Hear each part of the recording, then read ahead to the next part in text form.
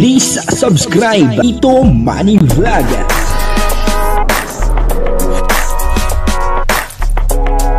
Payagan po si Tito Manny Vlog na mag-reactor para pambiling gamot sa kanya pong karamdaman. Wala man siyang records ng ng awayan. Nangyayari daw po ito ngayon kay Krista, no? Ito po ba ay may katotohanan? Papanoorin po natin yung video at syempre bibigyan po natin ng konting reaction.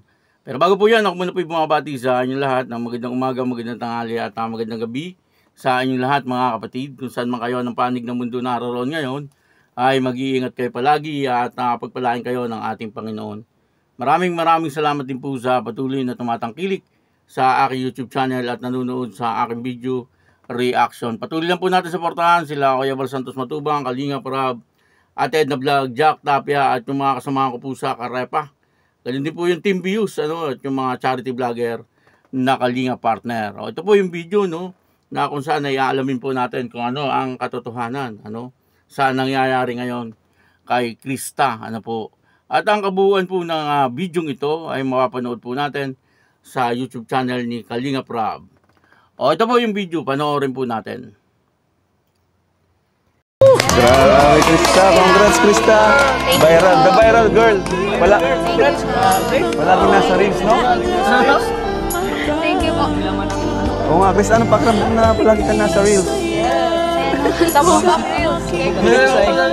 Pagkabukas ko ng Facebook ko sinabi dito. Kaya nga. Hindi nasisira agad yung araw mo pagkagising. Ay, kuya, may... Ayan si co-founder, bro. Congrats. Thank you, kuya. Alam mo ba yung last episode, 650? Oo nga. Yes! At palagi nasa reels palagi si Krista. Ano pakiramdam, Krista, na parang biglang nagbago yung mundo mo?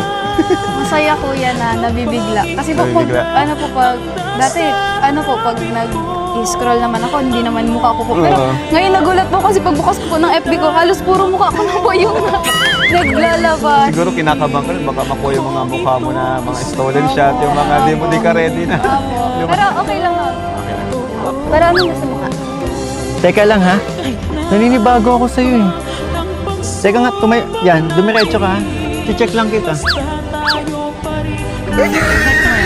Ibang ihip ng hangin eh. Mainit. Baka nga mainit ka eh. Kasi, nakakonsensya kasi ako. Diba nung nakaraang last vlog natin? Sobrang sungit ko sa'yo. Nung mapanood ko din yun, sabi ko, akala ko nga pati, hindi ka nababalik dito kasi sinungitan kita nung nakaraan. Akala ko nadala ka na sa akin. Siguro, natakot ka, no? Baka mawala ako sa'yo. Kape. Kape. Lambing mo talaga. Hindi, bumawi. Isa pa, check nga kita. Wala talaga. Okay ka lang talaga? Okay na. Okay na. Tinatanong mo ako kung anong gusto ko. Isa pa, Ano gusto mo? Ikaw. Kape. Talaga. Alam mo kung ba't ako nakaganito? Bakit? Talagang formado ko.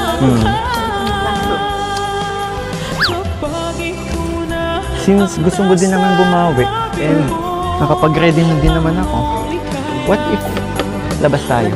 Date? Yeah. Tara. Para saan? Tutulog ako. Parang pinakanos mo lang sa akin yung lambing mo, ilang minuto lang. Paano naman kasi nag-aaya ka ng date? Oo. Di ba pwede? Date as tandem. Alam mo, kasi sa buong Ang nangyayari po pala ngayon kay Krista ay talagang sikat na po siya. Yung po ang sabi ni Kalinga Prab, kaya nga po sabi niya ay congrats. Sabi niya po kay Krista kasi nga sikat na sikat po si Krista at siya po ay laman ng reels. At mismo po si Krista pagbuklat daw po niya ng kanyang Facebook ay nakita daw po niya doon yung kanyang mukha. Sunod-sunod daw po yung reels, yung mga gumagawa ng reels. At si Krista ang laman, maging si Arjun ay ganun din po ang kanyang sinabi. Kaya siyempre nakakatuwa naman na marinig at malaman natin na sa ngayon ay talagang sikat na itong si Krista. At kitang-kita naman ang ebidensya, napakagaling ni Krista. Maging si Mikoy ay ganun din, sikat na rin po si Mikoy. At kaya nga po binabas na siya eh. ginagawa na po ng mga issue.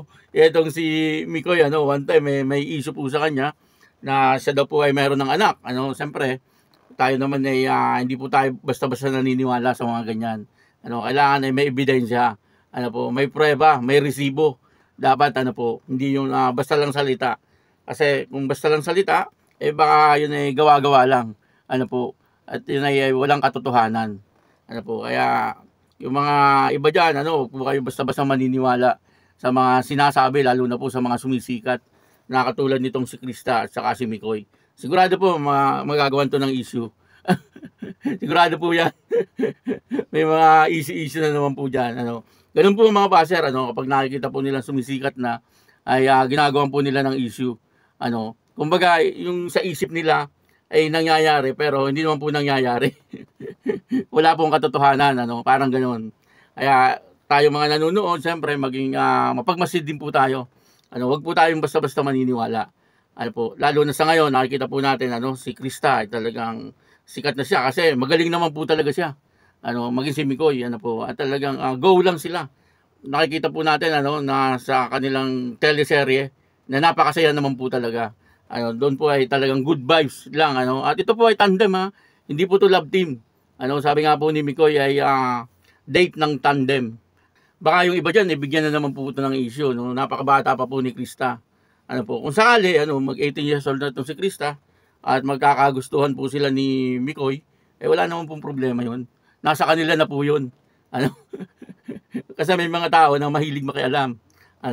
Kung ano-ano ang sinasabi sa mga Kalingap Angels. Yan ang mahirap hindi po nila nakikita yung buhay nila, pero yung buhay ng iba ay nakikita po nila. Kaya sana ay tuloy-tuloy ang pagsikat ng dalawang ito. At nakikita naman po natin na talagang yung teleserye ay parang tunay na tunay. Kumbaga ay parang isang movie na nga Talaga, kasi makikita naman po natin yung acting ng dalawa na talagang nagkakakuhanan po sila. Kung ano po yung binibitawang salita ni Mikoy ay kayang-kaya naman po saluhin ni Krista. At yun na nga, sa madaling salita ay bagay na bagay po sila. Kung sakali, balang araw ay sila magiging magpartner or magiging love team sa tunay na buhay, ay bakit hindi? Wala naman po masama doon. Kasi kung nagkakagustuhan naman po sila. Sa ngayon ay bata pa po si Krista. Pero siguro kapag si Krista ay nandun na sa tamang edad, ay pwedeng-pwede. Sigurado marami na mga baser dyan na talagang gagawa ng issue. 100% yan. Meron po dyan siguradong gagawa ng issue. Kaya yun, maraming salamat po sa inyong lahat. At ako po si Tito Manny Vlog na nagsasabing God bless you all. Diyos mabalos.